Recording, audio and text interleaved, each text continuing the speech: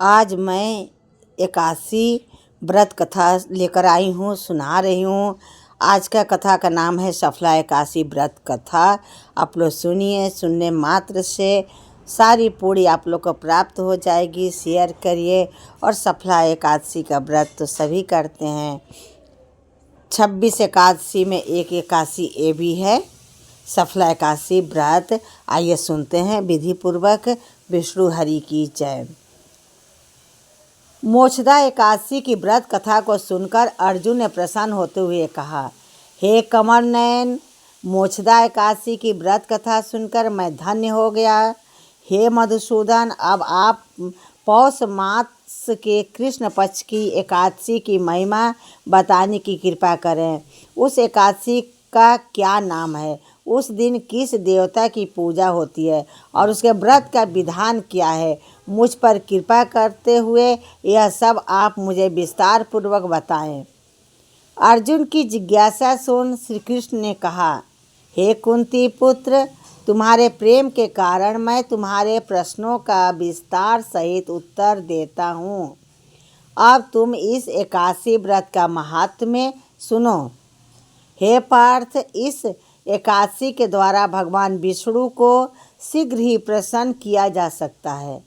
पौष मास की कृष्ण पक्ष की एकादशी का नाम सफला है।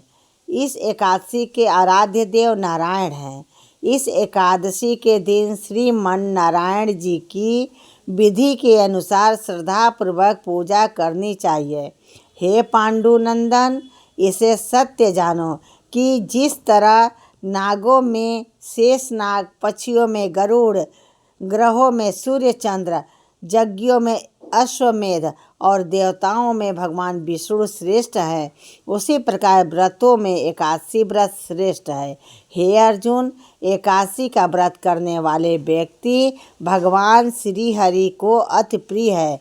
इस एकादशी में नींबू, नारियल, नैवेद्य आदि अर्पण करके भगवान नारायण की पूजा करनी चाहिए।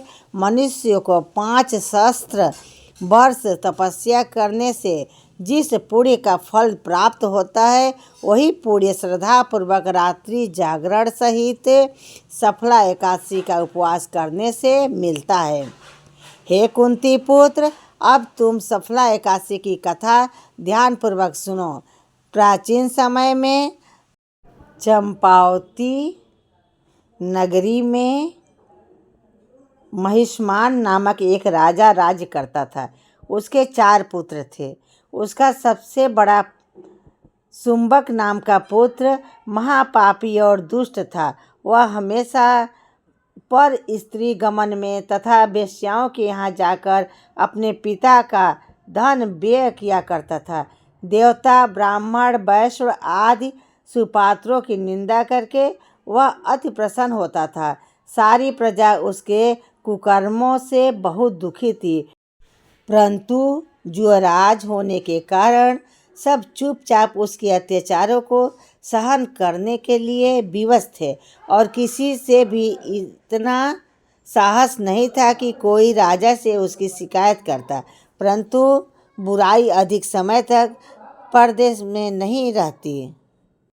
एक दिन राजा महिष्मान को लुम्बक के कुकर्मों का पता चल ही गया।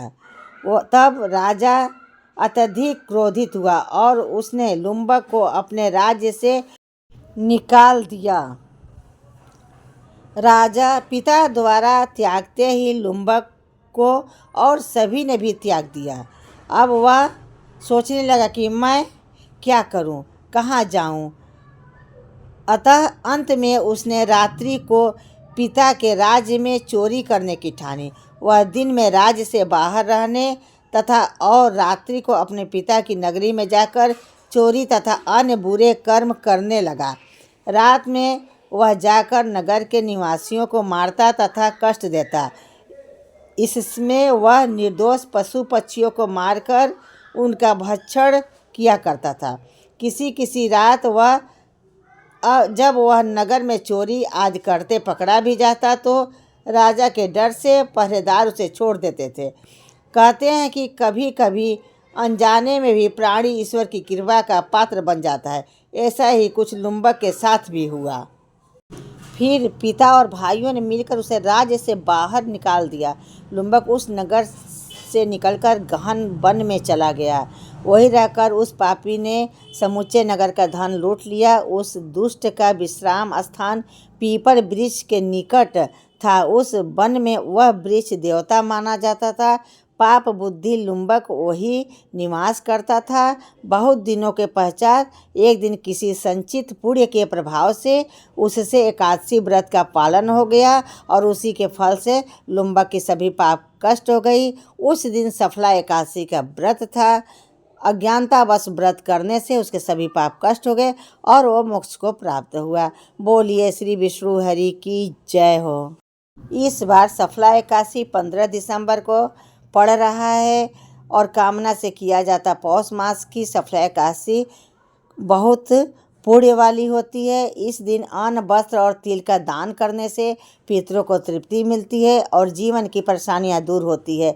सफला एकादशी का व्रत करने से जीवन के सभी कार्यों में सफलता मिलती है।